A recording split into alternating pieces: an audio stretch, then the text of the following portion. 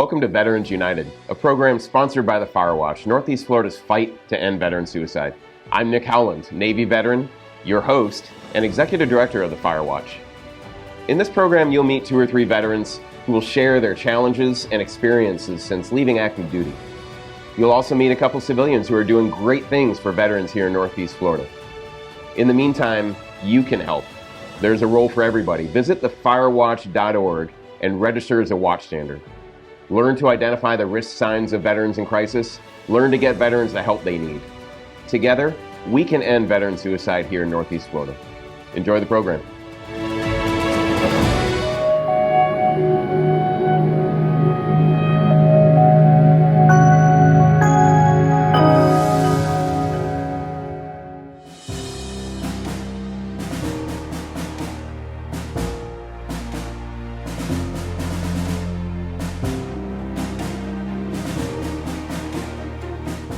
Welcome back, everyone, to the 5-Minute Salute. We're honored today to have Rick McCartney with us. Rick, you're just recently getting out of the Navy after 30 years. What are you doing these days? Hi, Dan. I'm in career search mode. I did have a great 30-year career in the Navy, and I'm looking forward to continuing my career in the business community, and the search is on. Wow. How is the search? What's it like out there? It's tough, and I think it's important for veterans and members of the community to know that it can be very difficult for former military members, retired or transitioned, separated, to transition into the civilian business community. The rules are a little bit different. The skills that you need in order to secure a position are a little bit different, and there's a technique to it. And I'm slowly coming to the realization that the same way that we found great jobs while we were in active duty, I know you're a retired Navy captain, is not the same way that happens in the business world. Right. And so it's difficult, but I'm learning and I'm excited about the challenge. Yeah, it must be totally different. You know, you've been in a uniform for 30 years and, knew what the plan was going to be for the most part, obviously. And then to get up and have to pick your own clothes out, it must be a little bit of a change for you. It is a little bit of a change, and there isn't an assigned person to help you find a job like there is when you're in the military. And so I started out, when I'd first retired, I started out looking for jobs online, looking at online postings and thinking, oh, I can do that job. I can do that job. And you hit apply and you submit your resume, and then you sit around and wait for that callback. Right. And that callback hasn't come. Yeah. Not very often. Yeah, and the search mode is just a completely different process these days, I would imagine. I haven't had to go through that in a long time, but I knew it was difficult when I did it back in the late 90s when I left active duty. Can't imagine what it's like now. And you're kind of new to Jacksonville. I guess you had a tour here. You were a commanding officer, but this last time, how long have you been here with your spouse? So I've been in the Jacksonville area now for 9 months, having moved back. My last position was at the Pentagon. I worked on the Navy headquarters staff there, had a great tour, retired from there, came down here living with my wife and her family while I looked for another job. So really enjoy the Jacksonville area, and it's great. How'd you and your wife decide to retire here, like so many other people? Lots of good reasons. I love the city of Jacksonville, love the area, love being close to the beach, great weather, and her family's here. So it's a great place for us to settle. Very good. So tell us how it all started for you. I guess you grew up in Pennsylvania and then you went to the Naval Academy. How did you find the Naval Academy, or did the Naval Academy find you? Well, my brother went. He was a baseball player and was recruited because he was a left-handed pitcher. A great pitcher. Naval Academy. These guys always get lucky left-handed pitchers. I mean, big deal. I was a right-handed catcher. Nobody wanted me. But so that's how that introduced you to the Naval Academy? And it did. I was looking for a career in engineering. And when my brother went, he said, hey, Rick, you got to really look at this as an opportunity. So applied, got in, and it's been great for me. And so you graduated and got your commission, and then where did you go? I started my career in submarines. I did submarines for 7 years, really enjoyed it. And then I transitioned into a community within the Navy called information professional. And that's what I did for the remainder of my 30-year career. Okay, so you were super smart in Naval Academy and got to go to submarines, and where they put the rest of us dropouts in the warships. And so that's 7 years of submarines. It must have been quite an experience for you. It was a great experience. A lot of nuclear power training, and then a lot of sea time. Our fast attack, I was a fast attack submariner, and a lot of our fast attack subs are out on deployment, doing great things, and it was fast paced, and I really enjoyed it. But I was looking for something a little different for the rest of my time in the Navy. Sure, absolutely. So what was the rest of your time in the Navy like? It was great. I had the opportunity to... It was 23 years. It was. Amazing. I had the opportunity to live all over the United States, and I had 3 overseas tours. I lived in London, England, in Mons, Belgium, working for NATO and SHAPE over there, and then in Bahrain, working for Naval Forces Central Command, as well as some great places, West Coast, East Coast, here in the U.S. So I had a great career doing great jobs, and most of all, worked with great people. Really enjoyed the sense of camaraderie and teamwork in the Navy, and very proud of that aspect of my service. That's amazing. To live, to serve the Navy, obviously overseas, and to live overseas like that. I know a couple of folks that were able to do that. You did it 3 different times, and probably wasn't too nice in Bahrain, I would imagine. Was it? It was plenty hot. Yeah. Oh, no, we went there on a cruise on a gray ship with a number on it, and no, it wasn't very nice. So, yeah, I would prefer to go there with a big ship with windows on it. But Right. We don't all get to do that, I guess. So, what was the 23 years? What were you doing for the Navy basically during that time period? I focused on leadership in IT, communications, and computer networks. One of the jobs I had was as the cybersecurity operations director for NATO. That was the job that I had when I was over in Belgium. Yeah. We had over 50,000 customers, and we were protecting the classified and unclassified networks from hacks, intrusion, those kind of things. The pinnacle of my career really was as the commanding officer of the Grace Hopper Information Service Center. And Grace Hopper was a great lady, famous American admiral in the Navy, and she pioneered computing language and got us started on a great path where we are today. So very proud to represent that. And that command, we were responsible for networking at the top secret level for over 12,000 customers around the world. So great tour. Wow, that's awesome. So how does all of those 23 years translate into what you're trying to do now? Well, as a senior IT leader and manager with cybersecurity experience, I'm looking to apply those skills in the business community. And I am trying my best to talk with IT managers and cybersecurity professionals in the business community and learn from them, see what skills they're looking for, and what they're looking to hire and bring on, so that I can pursue my second career in the business community. Outstanding. And I recall the transition being a little daunting in trying to figure out where it is the proper space and things like that. I can only imagine now you had a program called Operation New Uniform to help you a little bit. Can you tell us a little bit about that? I'd be happy to. I'm a proud graduate of Operation New Uniform. It's a great program for transitioning veterans who are looking to accelerate their search for a new career. And I just graduated a couple of weeks ago, thrilled with the program and the attitudes, behaviors, and techniques that they teach in that program have really jump-started my career search. I mentioned earlier that I was doing the job search wrong when I was going online and looking for a job posting and hitting apply and then hoping for the best. And Operation New Uniform helped equip me with the skills to go out and do professional networking and prepare for job interviews and learn how to fit into the business community. And I'm very confident that it's going to be a big boost for finding my second career. Outstanding. What is there anything that really surprised you about ONU that you didn't anticipate?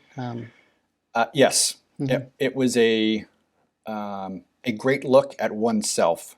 For me to look at myself, as well as for the other students to look at themselves and to share together as a group. We are a cohort now. We are all rooting each other on. We know each other's skills, talents, and vulnerabilities.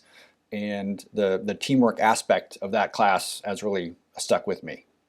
So did you go through, toward the end, before you retired, the 1-week transition course that the Navy offers? I did. And I thought that course was great. It was an introduction to a lot of different topics that are very important. And unfortunately, the military, the Navy, doesn't have the time or resources to go in depth in all those. So yes, I did get it, and it did help.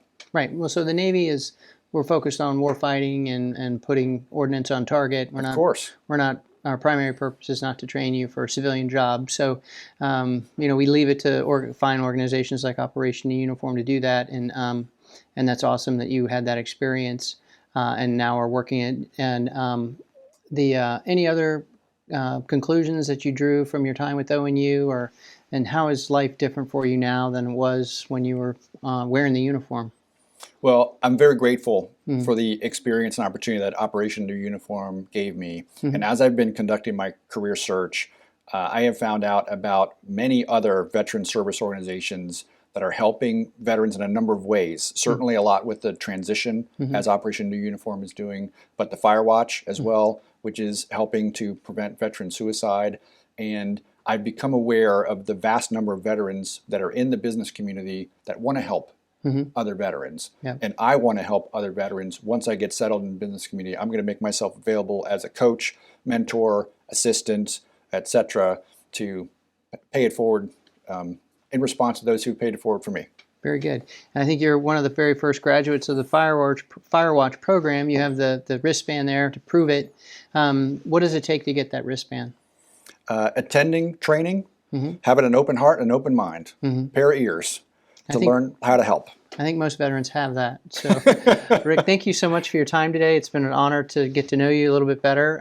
Good luck in your job search. I think ONU has always been tremendously effective at getting their graduates into the workforce. I have no doubt that with your skill set, you're going to have the same type of result. I appreciate your time. And for everybody else out there, keep watching out for each other.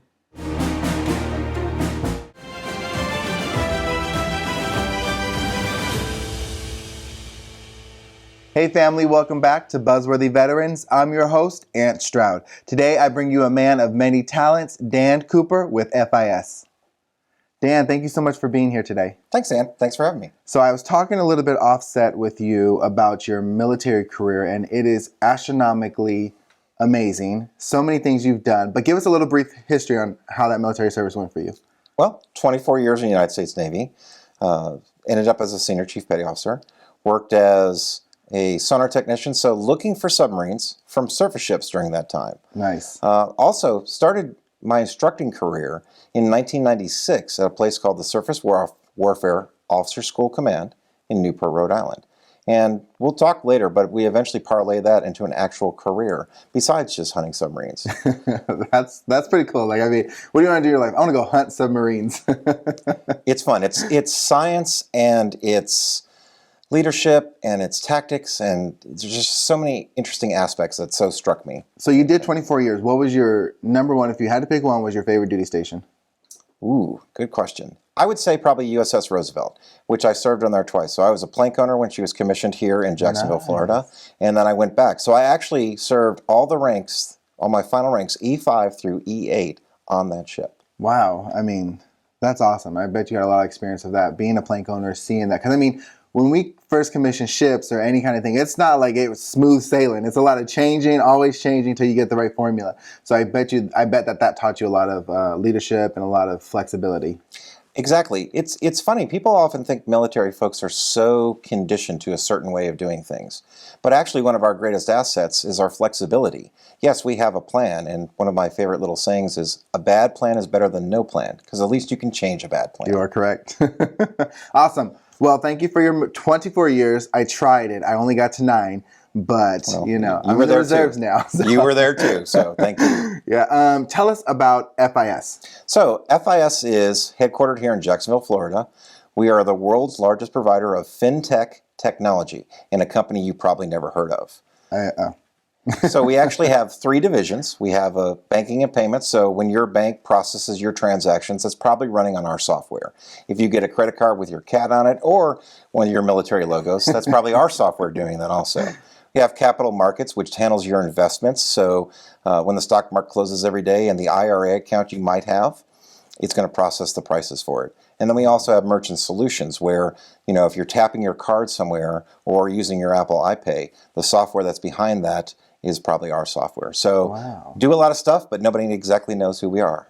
You're behind the curtains. We are behind the curtains. The Wizard of Oz, the man behind the curtains, huh? Yeah, we are. We do move $9 trillion worth of transactions every year. Oh my gosh. So what do you do with the company? So I work for Global Learning within FIS, and I actually have two positions that I fill. I'm the Global Learning Lead for the FIS University Program, which takes in recent college graduates in their first positions or people new to the fintech industry. And as part of that, we work to develop them over 2 years. So I run the learning components of that, developing learning weeks or things that would apply to any business, and then also trying to assist the businesses in the specific skill development these new hires need. Wow, that's awesome. So I am not tech savvy whatsoever. I have an Apple, but I don't know what to do with half the stuff that Apple gives me. Gotcha. But what exactly is fintech? Fintech is any technology that can help move money or transfer payments. So when you take a picture of that check for that online check deposit, the system's got to recognize what that check is, check all the numbers, get the routing number on the very bottom of it, and then process that transaction to another bank so the money shows up into your account. Oh, well, that makes a lot of sense now. See, I like that. There you go. All right, so tell us about the transition you had. I did participate in the TAP program on my exit from the United States Navy, and that was helpful. That told you some things to expect. I think for me, I knew in my current role in the Navy, hunting submarines, there's not a lot of civilian positions you can do that in. I think I did kind of expect that I would work for Northrop or one of the other contractors or systems folks that I'd worked with before. But I also found I did have a passion for training. I've been doing that since 1996 when I was in the Surface Warfare Officer School Command. So trying to translate my skills from all that military service into something an employer would understand and see my value was probably one of my biggest challenges. Gotcha. Also, understanding my true worth. You're very used to earning a certain paycheck, and then you hear often the grass is greener on the other side. So you can have some higher expectations, but then truly finding your worth is important. Well, that's awesome. And I know that with the transition, there can be so much stress, but attending TAPs that sailors do, and even going beyond that with certain nonprofits such as Operational Uniform, Wounded Warrior, there's just so many things out there for vets, and it sounds like you utilize TAPs to its fullest potential, and which led you to a very successful civilian career. They do. And those programs are great because they help highlight things you hadn't thought about. You're gaining experience from people who are already in the marketplace or have been doing this. One of the things I remember distinctly our TAP instructor talking about was how to dress professionally. You know, the right color combinations to wear together. Things you never think about. Things you never think about. Yeah. Well, I want to jump back. You said something about interns or people coming in who are just learning the systems and stuff like that for that program and stuff. How do you do that, or how does that play out in your world? So in our world, we look for college graduates. We also do run an internship program here in North America. And our internship program was ranked in the top 100 in the United States by Way Up last year. Wow. So congrats. Thank you. We bring the interns in, we test them out, we hope to offer them full-time positions. But any recent college grad or recent person to fintech could join our organization.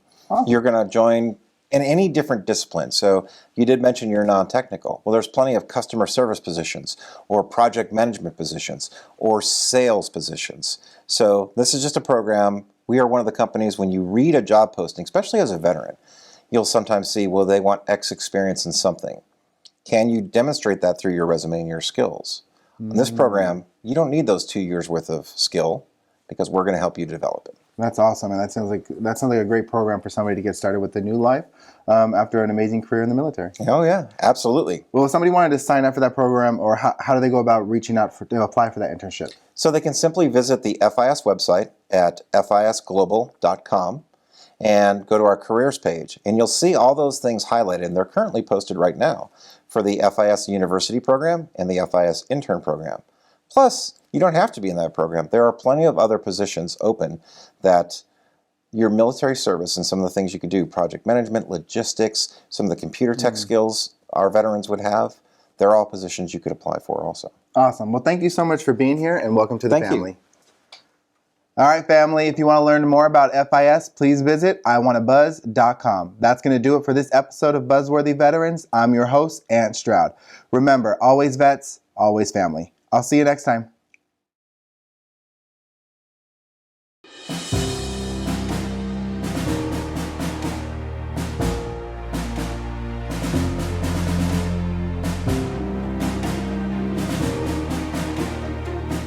Welcome back, everyone, to the 5-Minute Salute. We're honored today to have Wyman Winbush with us. Wyman, how are you, sir? I'm doing great. How are you? I'm great. Another great day. It's the greatest day of the year. It's St. Patrick's Day. But Wyman, what are you doing these days? Actually, I recently retired from IBM after 31 years and have an opportunity to focus on my own business, speaking business, and consulting. I've been speaking for 25 years or so, and now I'll be able to do it full time. Outstanding. So what do you speak to groups about? What do you speak to them about? Yes, I was actually began speaking when I was in the Navy. I was a senior leadership instructor, so I speak on leadership, peak performance. I do a great deal of speaking right now with the Yellow Ribbon program with the DoD as a cadre speaker, covering topics such as financial literacy, PTSD, how to handle stress, preparing for deployment, reacclimation, a whole host of things there.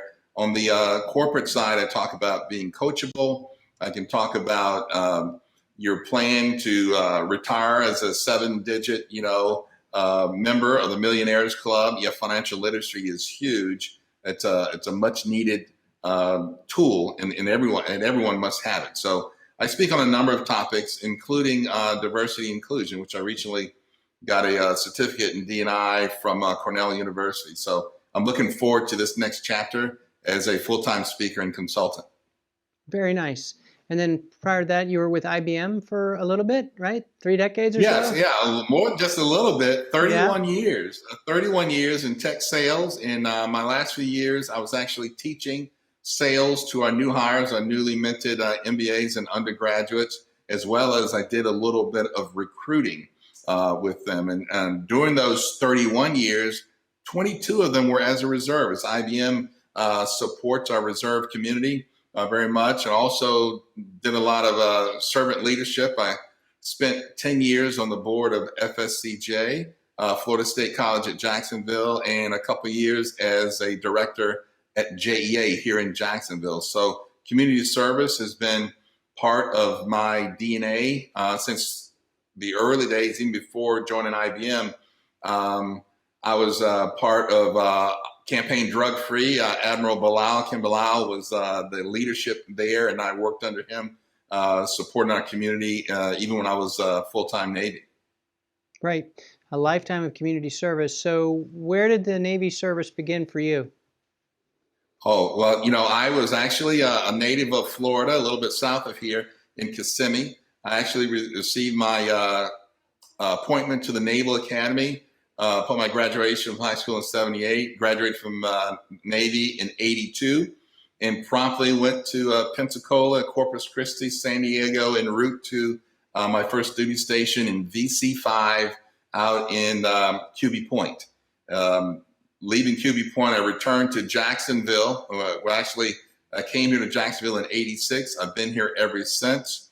HSL 40 was my active duty squadron that brought me here. And then I transitioned to HS 1535 over at NES Jax. Had a few jobs over there, and I actually was lucky enough to have 2 CO tours before I retired from the reserves in 2012.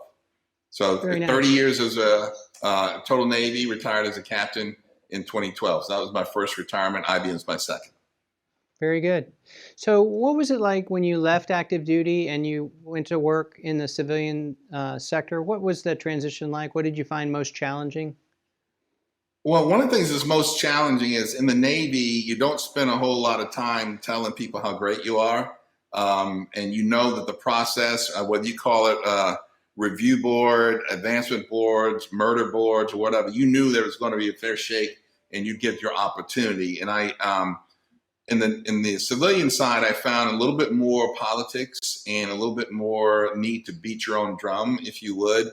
And it is the rules of the game. And so if you want to play to win, you got to play by the rules. The rules are different, but you adjust quickly. The Navy prepares us for that. If you think about it, every 2 to 3 years, you're reassigned, redeployed, maybe a different role that you've never done before, but your Navy heritage and background, it prepares you to just adapt and overcome.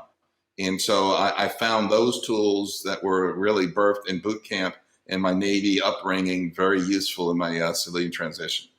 Outstanding. And then you talked about the veteran service program that you're working with right now, and what has your experience been with the folks that are our fellow brothers and sisters that are suffering from post-traumatic stress disorder, and how are you able to help them?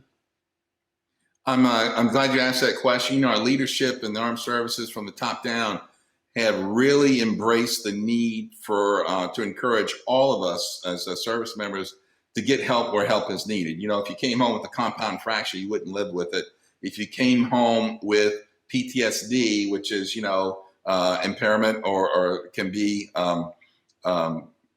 really detrimental. I mean, you don't have to live with it. And it's encouraged that we go address it in the Armed Forces Yellow Ribbon Program, Department of Defense initiative, where they have returning warrior workshops on weekends where not only the service member and the Guard and Reserves, when they deploy, come home, but the family members, including children, are able to come home and really see what the warrior or the sailor goes through during deployment, their challenges, and how to recognize the symptoms of stress or PTSD. And of course, not only recognize it, but how to get help for it, minimize its negative impact so you can have a productive, happy life as a civilian going forward once you leave the military. It's a tremendously important program. It's free to the service members and their families.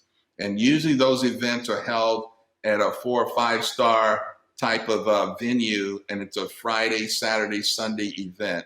If you are a Guard or reservist and you have deployed, please look into it. And if offered to you, I beg you, please take advantage of it. You owe it to yourself because we as a nation owe you. Wow. Well, I can see why people want to hear you speak, Wyman. Thank you so much for your time today. Thank you for what you do for our country and our community. And for the rest of you all, let's keep watching out for each other.